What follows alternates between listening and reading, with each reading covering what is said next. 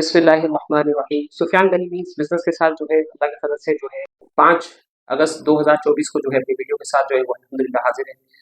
9:21 हो रही है और आज की जो है इंटरनेशनल न्यूज़ के साथ जो है आपके सामने जो है वो हाजिर है। आज जापान की मार्केट जो है 1500 पॉइंट जो है वो माइनस हो गई है। ऑलमोस्ट तकरीबन 30% जो है ये अपने हाई से जो है जून के हाई से जो है वो घट चुकी है।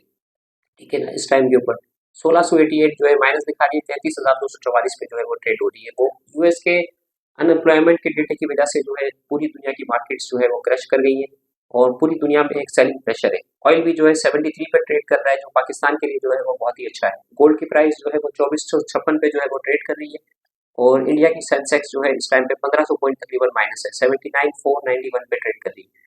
तो एक रिसेशनरी जो है वो प्रेशर आ रहा है। वॉरेन बफे वगैरह ने $3 अरब के बैंक ऑफ अमेरिका के शेयर जो है वो सेल किए थे। तकरीबन बड़े बड़े जो है फंड जो है वो सेल ऑफ के साथ जो है मार्केट के अंदर जो है मौजूद है। हमारी मार्केट की स्ट्रेटेजी के हवाले से जो है गवर्नमेंट जो है फोकस कर रही है कि पाकिस्तान जो है एक्सपोर्ट ओरिएंटेड जो है वो बिजनेस पाकिस्तान के अंदर जो है इन्वेस्टमेंट जो है वो आए।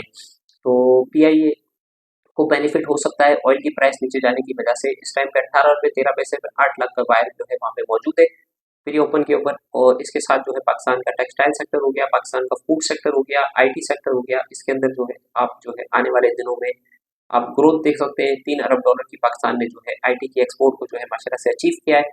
तो अब देखते हैं कि मार्केट जो है वो किस तरीके से प्ले करती है और किस तरीके से जो है वो परफॉर्म करती है। तो सुफियान गनी मीन्स बिजनेस के साथ मॉर्निंग कॉल के साथ इतना ही। अपना ख्याल रखें, दुआ में याद रखें। अस्सलाम वालेकुम वरहमतुल्लाहि वबरकातुहू।